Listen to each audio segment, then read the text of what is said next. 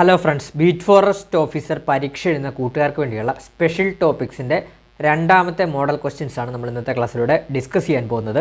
അപ്പോൾ നമ്മൾ വളരെ എഫേർട്ട് എടുത്താണ് ക്ലാസ്സസ് പെട്ടെന്ന് അപ്ലോഡ് ചെയ്യുന്നത്. കറണ്ട് അഫയേഴ്സ് ആയിക്കോട്ടെ, സ്പെഷ്യൽ ടോപ്പിക്സിൻ്റേതായിക്കോട്ടെ, BFO പരീക്ഷ എഴുതുന്ന കൂട്ടുകാർക്ക് വേണ്ടിയുള്ളത്. അപ്പം മാക്സിമം നിങ്ങളെല്ലാവരും ഒന്ന് സപ്പോർട്ട് ചെയ്യണം. സബ്സ്ക്രൈബ് ചെയ്ത് തന്നെ ഒന്ന് സപ്പോർട്ട് ചെയ്യണം. ആദ്യമായിട്ട് കാണുന്ന കൂട്ടുകാരുണ്ടെങ്കിൽ, ഇല്ല എങ്കിലൊന്ന് ഹൈപ്പ് ചെയ്യുകയോ ലൈക്ക് ചെയ്യുകയോ കമൻറ്റ് ചെയ്യുകയോ ഒക്കെ ചെയ്യാൻ ശ്രമിക്കണേ. അപ്പോൾ നമുക്ക് ക്ലാസ്സിലോട്ട് കടക്കാം. ആദ്യത്തെ ചോദ്യം, ഉഷ്ണമേഖലാ വനശാസ്ത്രത്തിൻ്റെ അഥവാ ട്രോപ്പിക്കൽ ഫോറസ്ട്രിയുടെ പിതാവ് എന്നറിയപ്പെടുന്നത് ആരാണ്? നമ്മൾ കഴിഞ്ഞ ക്ലാസ്സിൽ പഠിച്ചതാണ്. എന്താണ്? ഡിഡ്രിച്ച് ബ്രാൻഡിസ് ആണ് കേട്ടോ. ഡിഡ്രിച്ച് ബ്രാൻഡിസ് ആണ്, സർ ഡിഡ്രിച്ച് ബ്രാൻഡിസ് ആണ്. അപ്പോൾ എന്താണ്?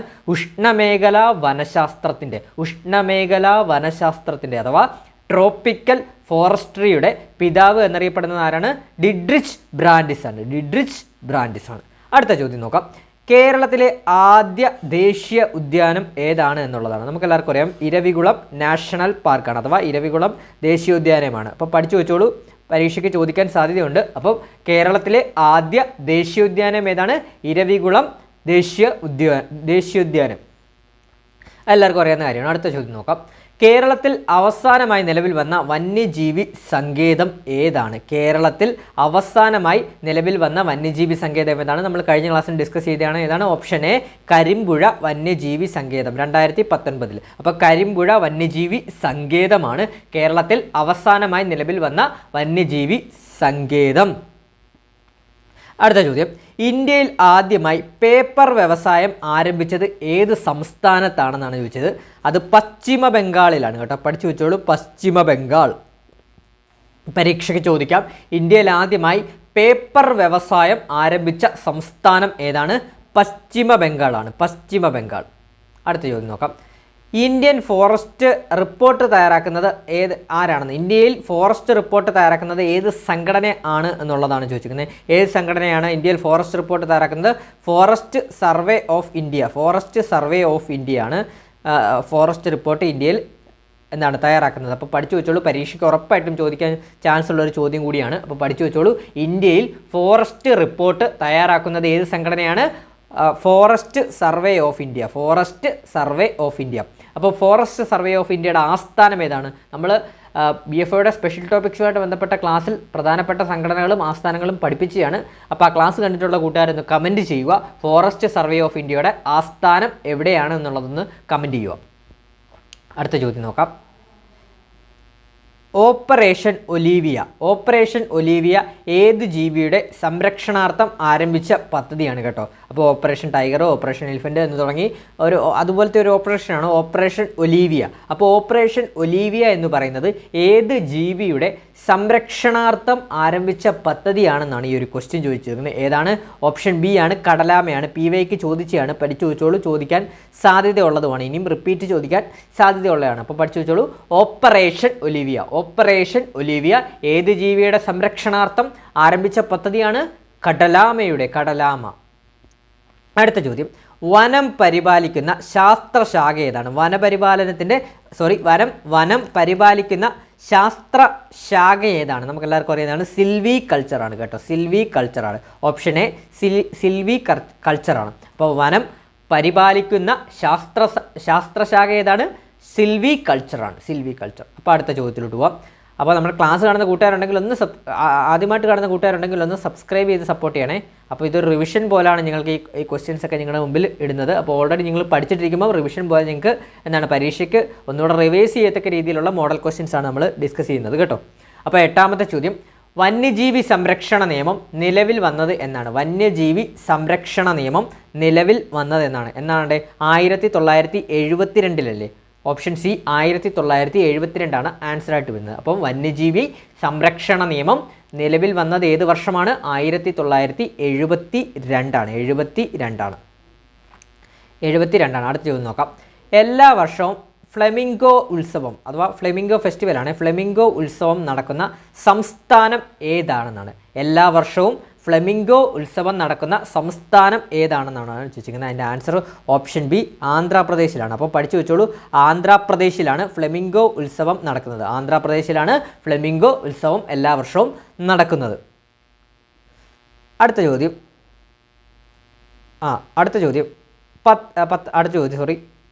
പശ്ചിമഘട്ടത്തിലെ ഏറ്റവും ഉയരം കൂടിയ കൊടുമുടി ഏതാണ്? പശ്ചിമഘട്ടത്തിലെ ഏറ്റവും ഉയരം കൂടിയ കൊടുമുടി ഏതാണ്? നമുക്ക് എല്ലാവർക്കും അറിയുന്നതാണ്. ഓപ്ഷൻ എ ആനമുടിയാണ് പശ്ചിമഘട്ടത്തിലെ ഏറ്റവും ഉയരം കൂടിയ കൊടുമുടി. മധ്യ യുറേഷ്യയിലെ പുൽമേടുകൾ അറിയപ്പെടുന്നത് ഏത് പേരിലാണ്? മധ്യ യുറേഷ്യയിലെ പുൽമേടുകൾ അറിയപ്പെടുന്നത് ഓപ്ഷൻ ബി സ്റ്റേപ്പിസ് എന്നാണ് കേട്ടോ. അപ്പോൾ പഠിച്ചു വെച്ചോളൂ, പരീക്ഷയ്ക്ക് ചോദിക്കും. മധ്യ യുറേഷ്യയിലെ പുൽമേടുകൾ അറിയപ്പെടുന്നത് ഏത് പേരിലാണ്? സ്റ്റേപ്പിസിലാണ് കേട്ടോ, സ്റ്റേപ്പിസ്. മരുഭൂമിയിൽ വളരുന്ന ചെടികൾ അറിയപ്പെടുന്നത് ഏത് പേരിലാണ്? മരുഭൂമിയിൽ വളരുന്ന ചെടികൾ അറിയപ്പെടുന്നത് ഏത് പേരിലാണെന്നാണ് ഈ ഒരു ചോദ്യം ചോദിച്ചിരിക്കുന്നത്. ഏത് പേരിലാണ്? എറിമോഫൈറ്റ്സ് ആണ് കേട്ടോ. ഓപ്ഷൻ സി എറിമോഫൈറ്റ് ആണ്. അപ്പോൾ പഠിച്ചു വെച്ചോളൂ, പരീക്ഷയ്ക്ക് ചോദിക്കാൻ സാധ്യതയുള്ളൊരു ചോദ്യമാണ്. അപ്പോൾ മരുഭൂമിയിൽ വളരുന്ന ചെടികൾ അറിയപ്പെടുന്നത് ഏത് പേരിലാണ്? എറിമോഫൈറ്റ് എന്നാണ് കേട്ടോ. അടുത്ത ചോദ്യം, കേരളത്തിൽ ഏറ്റവും കൂടുതൽ കണ്ടൽ വനങ്ങളുള്ള ജില്ല ഏതാണ്? നമ്മൾക്ക് എല്ലാവർക്കും അറിയാവുന്നതാണ്, ബേസിക് ഫാക്റ്റിൽ നമ്മൾ പഠിക്കുന്നതാണ്. കണ്ണൂർ ജില്ലയിലാണ് ഏറ്റവും കൂടുതൽ കണ്ടൽ വനങ്ങളുള്ളത് കേട്ടോ. അപ്പോൾ പഠിച്ചു വെച്ചോളൂ, കേരളത്തിൽ ഏറ്റവും കൂടുതൽ, അറിയാത്ത കൂട്ടുകാരുണ്ടെങ്കിൽ ഇപ്പോൾ തന്നെ കേട്ട് പഠിച്ചോളൂ. കേരളത്തിൽ ഏറ്റവും കൂടുതൽ കണ്ടൽ വനങ്ങളുള്ള ജില്ല ഏതാണ്? കണ്ണൂർ ജില്ലയാണ്. ഉഷ്ണമേഖല വനഗവേഷണ കേന്ദ്രം, ട്രോപ്പിക്കൽ ഫോറസ്റ്റ് റിസർച്ച് ഇൻസ്റ്റിറ്റ്യൂട്ട്, നമ്മളിത് കഴിഞ്ഞൊരു ക്ലാസ്സിൽ പഠിച്ചതാണ്. ഇതൊക്കെ ആസ്ഥാനങ്ങളൊക്കെ പഠിച്ചതാണ്. അപ്പോൾ അതിൻ്റെ ഒരു ചോദ്യമാണ്, അതേ ബേസ് ചെയ്തുള്ളൊരു ചോദ്യമാണ്.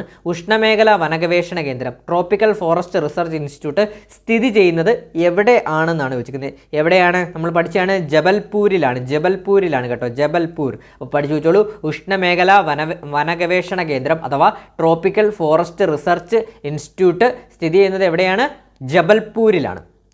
അടുത്ത ചോദ്യം, 17-ാം നൂറ്റാണ്ടിൽ ഡച്ചുകാരാൽ പ്രസിദ്ധീകരിച്ച ഹോർത്തൂസ് മലബാറിക്കസ് എന്തിനെക്കുറിച്ച് പരാമർശിക്കുന്നു എന്നാണ്. അപ്പം നമുക്കറിയാം, ഹോർത്തൂസ് മലബാറിക്കസ് നമ്മൾ നവോത്ഥാനം പഠിക്കുമ്പോഴും കേരള ഹിസ്റ്ററിയൊക്കെ പഠിക്കുമ്പോഴും ഒക്കെ പഠിച്ചിട്ടുള്ള നമ്മൾ സ്ഥിരമായിട്ട് പഠിക്കുന്ന ഒരു ടോപ്പിക്കാണ് ഹോർത്തൂസ് മലബാറിക്കസിനെ കുറിച്ച്. അപ്പോൾ അതുകൊണ്ട് എല്ലാ കൂട്ടുകാർക്കും അറിയാം, ഹോർത്തൂസ് മലബാറിക്കസ് എന്ന് പറഞ്ഞാൽ കേരളത്തിലെ ഔഷധ സസ്യങ്ങളെക്കുറിച്ച് പഠിക്കുന്ന ഗ്രന്ഥമാണ് ഹോർത്തൂസ് മലബാറിക്കസ്. അപ്പോൾ പഠിച്ചു വെച്ചോളൂ, 17-ാം നൂറ്റാണ്ടിൽ ഡച്ചുകാർ പ്രസിദ്ധീകരിച്ച ഹോർത്തൂസ് മലബാറിക്കസ് എന്തിനെക്കുറിച്ച് പരാമർശിക്കുന്നു? ഔഷധ സസ്യങ്ങളെക്കുറിച്ച് പരാമർശിക്കുന്നു. അടുത്ത ചോദ്യം, കേരളത്തിലെ ഏത് ജില്ലയിലാണ് നീലക്കുറിഞ്ഞി സാങ്ച്വറി സ്ഥിതി ചെയ്യുന്നത്? കേരളത്തിലെ ഏത് ജില്ലയിലാണ് നീലക്കുറിഞ്ഞി സാങ്ച്വറി സ്ഥിതി ചെയ്യുന്നത്? എല്ലാവർക്കും അറിയാവുന്ന കാര്യമാണ്. ഓപ്ഷൻ സി ഇടുക്കിയാണ്, എടുത്തു പറയേണ്ട കാര്യമില്ല. ഓപ്ഷൻ സി ഇടുക്കിയാണ്. അടുത്ത ചോദ്യം, 1972 വന്യജീവി സംരക്ഷണ നിയമത്തിൽ എത്ര ഷെഡ്യൂളുകളാണ് ഉള്ളത് എന്നുള്ളത് നല്ലൊരു ചോദ്യമാണ്. അതിൻ്റെ ആൻസർ ഓപ്ഷൻ ഡി 6 ഷെഡ്യൂളുകളാണ് ഉള്ളത് കേട്ടോ. അപ്പോൾ പഠിച്ചു വെച്ചോളൂ, 1972 വന്യജീവി സംരക്ഷണ നിയമത്തിൽ എത്ര ഷെഡ്യൂളുകളാണുള്ളത്? 6 ഷെഡ്യൂളുകളാണ് ഉള്ളത്. ഒരു മിനിറ്റ്, അടുത്ത ചോദ്യം, എത്രാമത്തെ ഭരണഘടനാ ഭേദഗതിയിലാണ് വനം കൺകറന്റ് ലിസ്റ്റിൽ ഉൾപ്പെടുത്തിയത്? അപ്പോൾ എത്രാമത്തെ ഭരണഘടനാ ഭേദഗതിയിലൂടെയാണ് വനം കൺകറന്റ് ലിസ്റ്റിൽ ഉൾപ്പെടുത്തിയത്? ആൻസർ ഓപ്ഷൻ എ 42ാമത്തെ ഭേദഗതിയിലൂടെയാണ്. അടുത്ത ചോദ്യം, അസഡിറാക്ഷൻ വേർതിരിച്ചെടുക്കുന്നത് എന്തിനെയാണെന്നാണ്? ഏത് മരത്തെയാണെന്ന്? അസഡിറാക്ഷൻ വേർതിരിച്ചെടുക്കുന്നത് എന്തിനെയാണ്? വേപ്പിനെയാണ് കേട്ടോ. അപ്പോൾ പഠിച്ചു വെച്ചോളൂ, പരീക്ഷയ്ക്ക് ചോദിക്കാൻ സാധ്യതയുള്ളൊരു ചോദ്യം കൂടിയാണ്. അപ്പോൾ പഠിച്ചു വെച്ചോളൂ, അസഡിറാക്ഷൻ വേർതിരിച്ചെടുക്കുന്നത് ഏത് മരത്തെയാണ്? അപ്പോൾ വേപ്പിനെയാണ് അസഡിറാക്ഷൻ വേർതിരിച്ചെടുക്കുന്നത് കേട്ടോ. അടുത്ത ചോദ്യത്തിലോട്ട് പോവാം. വനവൽക്കരണത്തിലുള്ള പൊതുജന പങ്കാളിത്തത്തെ അറിയപ്പെടുന്ന പേര് എന്താണെന്നാണ്? വനവൽക്കരണത്തിലുള്ള പൊതുജന പങ്കാളിത്തത്തെ അറിയപ്പെടുന്ന പേര് സോഷ്യൽ ഫോറസ്ട്രി എന്നാണ് കേട്ടോ. അപ്പോൾ പഠിച്ചു വെച്ചോളൂ, വനവൽക്കരണത്തിലുള്ള പൊതുജന പങ്കാളിത്തത്തെ അറിയപ്പെടുന്നത് ഏത് പേരിലാണ്? സോഷ്യൽ ഫോറസ്ട്രിയാണ്. അടുത്തത്, ഇന്ത്യയിൽ കണ്ടുവരുന്ന ഏക വാലില്ലാ കുരങ്ങിൻ്റെ വിഭാഗം ഏതാണെന്നുള്ളതാണ്. അപ്പോൾ അതിൻ്റെ ആൻസർ ഹൂലോക്ക് ഗിബൺ ആണ് കേട്ടോ. ഗിബൺ ആണ് കേട്ടോ. അപ്പോൾ പഠിച്ചു വെച്ചോളൂ, പരീക്ഷയ്ക്ക് ചോദിക്കും. ഇന്ത്യയിൽ കണ്ടുവരുന്ന ഏക വാലില്ല കുരങ്ങിൻ്റെ വിഭാഗം ഏതാണ്? ഓപ്ഷൻ ബി ഹൂലോക്ക് ഗിബൺ ആണ്. അടുത്തത്, ഇന്ത്യയിൽ കണ്ടുവരുന്ന വിദേശ ഇനം മരം ഏതാണ്? ഈ ഓപ്ഷൻസ് വെച്ച് ഇന്ത്യയിൽ കണ്ടുവരുന്ന വിദേശ ഇനം മരം ഏതാണ്? യൂക്കാലിപ്റ്റിസ് ഉണ്ട്, ചന്ദനമരമുണ്ട്, ദേവദാരുണ്ട്, തേക്ക്. ആ പേര് കേൾക്കുമ്പോൾ നമുക്കറിയാം ഓപ്ഷൻ എ എന്താണ്? യൂക്കാലിപ്റ്റിക്സ് ആണ് എന്താണ് ഇന്ത്യയിൽ കണ്ടുവരുന്ന വിദേശ ഇനം മരം. ആ പേര് കേൾക്കുമ്പോൾ നിങ്ങൾക്കറിയാം. ബാക്കിയെല്ലാം നമ്മുടെ ഇവിടെയുള്ള മരമാണ്. ചന്ദനമരം ആയിക്കോട്ടെ, തേക്കായിക്കോട്ടെ, ദേവദാരു ആയിക്കോട്ടെ, ഇതെല്ലാം നമ്മുടെ ഇവിടെയുള്ള മരമാണ്. അപ്പോൾ യൂക്കാലിപ്റ്റിക്സ് ആണ് വിദേശ ഇനം മരമായിട്ട് ഇന്ത്യയിൽ കണ്ടുവരുന്നത്. അടുത്തത് ഷെൽട്ടർ ബെൽറ്റ് സിസ്റ്റത്തിൻ്റെ പ്രാധാന്യം എന്താണ് എന്നാണ് ചോദിച്ചിരിക്കുന്നത്. അപ്പോൾ എന്താണ് പരീക്ഷയ്ക്ക് പ്രതീക്ഷിക്കാം. അപ്പോൾ പഠിച്ചു വെച്ചോളൂ. ഷെൽട്ടർ ബെൽറ്റ് സിസ്റ്റത്തിൻ്റെ പ്രാധാന്യം എന്ന് പറഞ്ഞു കഴിഞ്ഞാൽ കാറ്റിൽ നിന്നുള്ള സംരക്ഷണമാണ് കേട്ടോ. അപ്പോൾ ഓപ്ഷൻ സി ആണ് ആൻസറായിട്ട് വരുന്നത്. അതായത് ഷെൽട്ടർ ബെൽറ്റ് സിസ്റ്റത്തിൻ്റെ പ്രാധാന്യം എന്ന് പറഞ്ഞാൽ എന്താണ്? കാറ്റിൽ നിന്നുള്ള സംരക്ഷണം.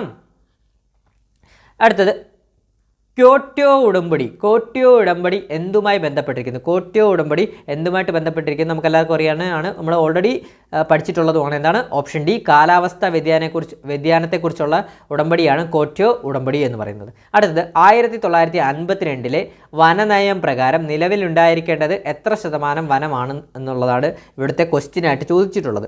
അപ്പോൾ ഏതാണ്? 33% വനമാണ്. അതായത് നമ്മൾ കഴിഞ്ഞ ദിവസം ക്ലാസ്സിൽ പഠിച്ചാണ് 1/3, 3/1 ഭാഗം. അതാണ് ഇവിടെ ഉദ്ദേശിക്കുന്നത് കേട്ടോ. അപ്പോൾ പഠിച്ചു വെച്ചോളൂ. അപ്പോൾ 3/1 ചോദിക്കാം, 33% ചോദിക്കാൻ സാധ്യതയുണ്ട് കേട്ടോ. അപ്പോൾ പഠിച്ചു വെച്ചോളൂ. 1952 വനനയം പ്രകാരം നിലവിലുണ്ടായിരിക്കേണ്ടത് എത്ര ശതമാനം വനമാണ്? 33% വനമാണ്. അടുത്ത ചോദ്യം, ചുവടെ തന്നിരിക്കുന്നതിൽ സ്റ്റബ് പ്ലാന്റിംഗ് അനുയോജ്യമായത് ഏത് മരത്തിനാണ്? സ്റ്റബ് പ്ലാന്റിംഗ് അനുയോജ്യമായത് ഏത് മരത്തിനാണ് എന്നാണ് ചോദിച്ചിരിക്കുന്നത്. ഇവിടെ ആൻസറായിട്ട് വന്നിരിക്കുന്നത് തേക്കാണ് കേട്ടോ. അപ്പോൾ സ്റ്റബ് പ്ലാന്റിങ് അനുയോജ്യമായിട്ടുള്ള ഏത് മരമാണ് ഇവിടെ കൊടുത്തിരിക്കുന്നത്? തേക്കിനാണ് കേട്ടോ. അടുത്തത്, ഒഡീഷയിൽ ഉപ്പുവെള്ള മുതല സംരക്ഷണം ആരംഭിച്ച വർഷം എന്നാണെന്നാണ്. അപ്പോൾ ഒഡീഷയിൽ ഉപ്പുവെള്ള മുതല സംരക്ഷണം ആരംഭിച്ച വർഷം 1975 കേട്ടോ. അപ്പം ഒന്ന് ഓർത്തിരിക്കുക. ചിലപ്പോൾ പരീക്ഷയ്ക്ക് ചോദിച്ചാലോ, ക്വസ്റ്റ്യൻ കട്ടിയായിട്ട് വരുവാണെങ്കിൽ ചോദിക്കാൻ സാധ്യതയുണ്ട്. അപ്പോൾ ഓർത്ത് വെച്ചോളൂ. ഒഡീഷയിൽ ഉപ്പുവെള്ള മുതല സംരക്ഷണം ആരംഭിച്ച വർഷം 1975 ജസ്റ്റ് ഓർത്തിരിക്കുക. അടുത്ത ചോദ്യം, പശ്ചിമഘട്ടത്തിൽ നിന്ന് വംശനാശം സംഭവിച്ചുകൊണ്ടിരിക്കുന്ന പല്ലിവർഗത്തിൽപ്പെട്ട ജീവി ഏതാണ് എന്നാണ് ചോദിക്കുന്നത്. നല്ലൊരു ക്വസ്റ്റ്യനാണ്, പരീക്ഷയ്ക്ക് ചോദിക്കാൻ നല്ലൊരു ക്വസ്റ്റ്യനുമാണ് കേട്ടോ. അപ്പോൾ പഠിച്ചു വെച്ചോളൂ. ഏതാണ് ആ ജീവി? സിസ്പറ ഡേ ഗെക്കോ ആണ് കേട്ടോ. സിസ്പറ ഡേ ഗെക്കോ ആണ് കേട്ടോ. അപ്പോൾ സിസ്പറ ഗെക്കോ ആണ് വംശനാശം സംഭവിച്ചുകൊണ്ടിരിക്കുന്ന പല്ലിവർഗത്തിലെ ജീവി കേട്ടോ. അപ്പോൾ ഞാൻ ക്വസ്റ്റ്യൻ ഒന്നുകൂടെ പറയാം. പശ്ചിമഘട്ടത്തിൽ നിന്ന് വംശനാശം സംഭവിച്ചു കൊണ്ടിരിക്കുന്ന പല്ലിവർഗത്തിൽപ്പെട്ട ജീവി ഏതാണ് ആ ജീവി? സിസ്പറ ഡേ ഗെക്കോയാണ്. ഇന്ത്യയുടെ ആകെ ഭൂവിസ്തൃതിയുടെ എത്ര ശതമാനമാണ് വന്യജീവി സങ്കേതങ്ങൾ എന്ന് ചോദിച്ചിട്ടുണ്ട്. നല്ലൊരു ക്വസ്റ്റ്യനാണ്. എത്രയാണ്? 3.72% കേട്ടോ. Option C 3.72%. ഒന്നുകൂടെ പറയാം. ഇന്ത്യയുടെ ആകെ ഭൂവിസ്തൃതിയുടെ എത്ര ശതമാനമാണ് വന്യജീവി സങ്കേതങ്ങൾ എന്ന് പറയുന്നത്? Answer option C 3.72%. അപ്പോൾ അടുത്ത ചോദ്യം, CITES പൂർണ്ണ രൂപം എന്താണെന്നുള്ളൊരു ചോദ്യമാണ്. ഇത് പരീക്ഷയ്ക്ക് പ്രതീക്ഷിക്കാവുന്ന ഒരു ചോദ്യമാണ്. അപ്പോൾ അതിൻ്റെ ഫുൾ ഫോം, ഈ സിറ്റീസ് എന്നുള്ളതിൻ്റെ ഫുൾ ഫോം ഒന്ന് പഠിച്ചു വെക്കേണ്ടതായിട്ടുണ്ട്. ഞാൻ ഫുൾ ഫോം പറയാം.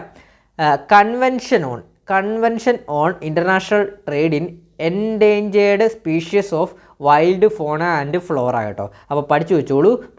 പരീക്ഷയ്ക്ക് ഉറപ്പായിട്ട് ചോദിക്കും. സിറ്റീസിൻ്റെ പൂർണ്ണ രൂപം എന്താണെന്ന്, അഥവാ ഫുൾ ഫോം എന്താണെന്ന് പരീക്ഷയ്ക്ക് ചോദിക്കും. ഒന്നുകൂടെ പറയാം.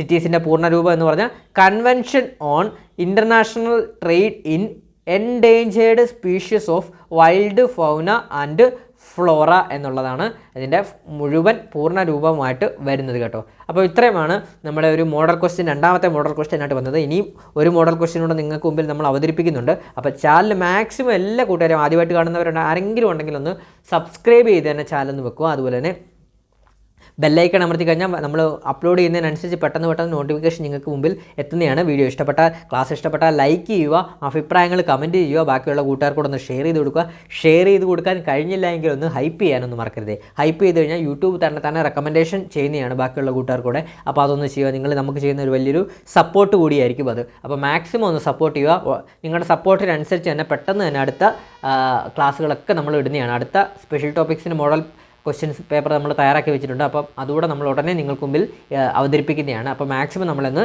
സപ്പോർട്ട് ചെയ്യുക. അതുകൂടാതെ തന്നെ കറണ്ട് അഫയേഴ്സിൻ്റെ ക്ലാസ്സസ് കൂടെ നമ്മൾ ഇടുന്നുണ്ട്. അതുകൂടെ ഒന്ന് കാണാൻ ശ്രമിക്കുക. പരീക്ഷയ്ക്ക് ഞങ്ങൾക്ക് 30 മാർക്കാണ്. അതായത് current affairs 10 mark, special topics 20 mark. ഇതെല്ലാം ഇതിന് 30 ഒരു 25 മേളിൽ മാർക്ക് കിട്ടത്തക്ക രീതിയിൽ നമ്മളെ ക്ലാസ്സുകളെല്ലാം കണ്ടു കഴിഞ്ഞാൽ ലഭിക്കുന്നതാണ്. മാക്സിമം നമ്മുടെ ക്ലാസ്സുകളെല്ലാം പ്രയോജനപ്പെടുത്തുക. അപ്പോൾ ക്ലാസ് ഇതുവരെ കണ്ട എല്ലാ കൂട്ടുകാർക്കും ഒന്ന് താങ്ക് യു ഓൾ. അതുപോലെ തന്നെ മാക്സിമം നമ്മളെ സപ്പോർട്ട് ചെയ്യുക. അപ്പോൾ എത്രയും നിങ്ങൾ സപ്പോർട്ട് ചെയ്യുന്നു അതിനനുസരിച്ച് പെട്ടെന്ന് വീഡിയോസ് വരുന്നതാണ്, ക്ലാസ്സുകൾ വരുന്നതാണ്. Thank you all.